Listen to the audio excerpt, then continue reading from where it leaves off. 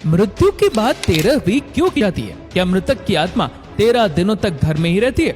मृत्यु के बाद क्या होता है और आत्मा 24 घंटे के बाद घर क्यों लौट आती है? जानने के लिए वीडियो को अंत तक जरूर देखें। नंबर 1, मृत्यु से कुछ घंटे पहले पृथ्वी से मनुष्य के सारे संपर्क टूटने लगते हैं और पैर ठंडे हो जाते हैं। नंबर 2, मृत्यु से पहले व्यक्ति को अपना जीवन जन्म से लेकर मृत्यु तक का पूरा फ्लैशबैक की तरह गति में दिखाई देने लगता है। विज्ञान के अनुसार यह सपना 7 मिनट तक चलता है। उसके बाद मस्तिष्क काम करना बंद कर देता है और अंत में व्यक्ति सुनने की शक्ति खो देता है।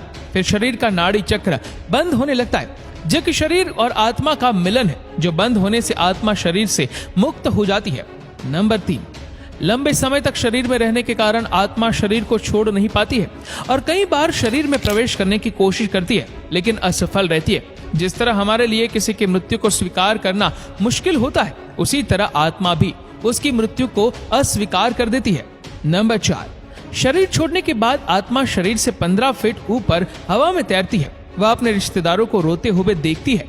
उसके बारे में कही गई बातें उसे दहाड़ की तरह सुनाई देती है। नंबर 5, हिंदू धर्म ग्रंथों के अनुसार रात के समय दाह संस्कार नहीं किया जाता है। दाह संस्कार सूर्योदय की पहली किरण के बाद ही किया जाता है। यदि किसी व्यक्ति का दाह संस्कार रात के समय किया जाता है तो उसकी आत्मा प्रेत योनि में प्रवेश कर जाती है। उसके बाद आत्मा हमेशा प्रेत योनि में ही भटकती रहती है। नंबर 6, मरने के बाद शव को एक पल के लिए भी अकेला नहीं छोड़ा जाता। अगर शव को रात भर घर में रखना पड़े तो सभी रिश्तेदार शव की निगरानी करते हैं। एक बार एक गांव में एक शव को अकेले छोड़ दिया गया था। कुछ क्षण बाद भूतों ने शव पर कब्जा कर लिया और शव ने पूरे गांव को जला दिया। गांव में हनुमान जी का एक मंदिर था, जो मृत शरीर पर भूत का साया था। वह हनुमान जी के मंदिर के पास से गुजरा तो भूतों ने हनुमान जी की मूर्ति देखी और डर से शव छोड़ दिया। इसीलिए तब से शव को अकेले रखने की गलती कोई नहीं करता। नंबर 7, अंत में यमराज में यमदूत प्राण लेने आते हैं और मृत व्यक्ति के साथ वैसा ही व्यवहार करते जैसा व्यवहार मृत व्यक्ति ने अपने पूरे जीवन काल में अन्य लोगों के साथ किया होता था। यदि मरने वाले ने अच्छे कर्म किए हो तो मृत्यु के समय कोई कष्ट नहीं होता और आसानी से प्राण हरे जाते हैं। लेकिन अगर कोई व्यक्ति पापी है, अगर उसने जीवन भर कई पाप किए हैं, तो उसे राक्षसों से बहुत यातना सहनी पड़ती है और वह तड़प तड़प कर मर जाता है।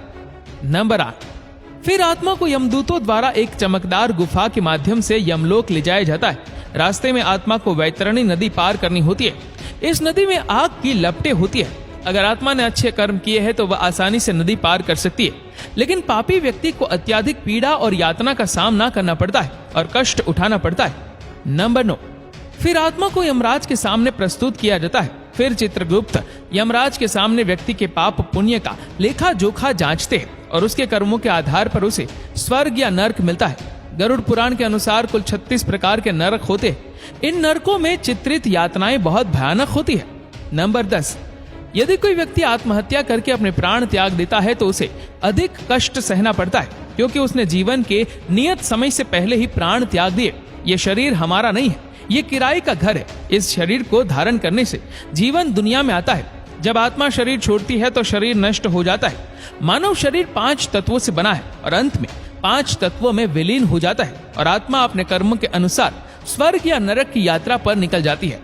नंबर 11, गरुड़ पुराण के अनुसार हमारे वास्तविक जीवन में किए गए कर्म ही व्यक्ति को स्वर्ग या नरक की प्राप्ति कराते हैं। लेकिन यदि कोई साधु, संत या तपस्वी है तो ऐसी पवित्र आत्मा को मोक्ष की प्राप्ति होती है। नंबर 12, सबसे बड़ा सवाल यह है कि हमें ये सब बातें कैसे पता चलती है।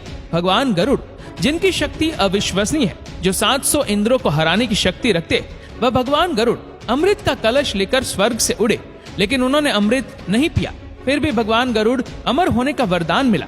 गरुड़ भगवान को नहीं पता मृत्यु के बाद क्या होता है, इसीलिए जिज्ञासावश उन्होंने भगवान श्री हरि नारायण से एक प्रश्न पूछा और इस ज्ञान को हम गरुड़ पुराण के नाम से जानते हैं। भगवत गीता में श्री कृष्ण ने कहा है, आत्मा न तो जन्मती है और न ही मरती है। आत्मा केवल वस्त्र की तरह एक शरीर से दूसरे शरीर में जाती है। केवल शरीर नष्ट होता है, आत्मा नहीं। शरीर नाशवान है, आत्मा अमर है। जीवन हमेशा मृत्यु का चक्र है, इसीलिए मरने से पहले मत मरो, मौत से पहले कभी मत मरो। अंतिम समय में राम नाम सत्य है, इसीलिए बोला गया, क्योंकि राम संपूर्ण जीवन का सार है। श्री राम सर्वश्रेष्ठ है, राम सत्य है।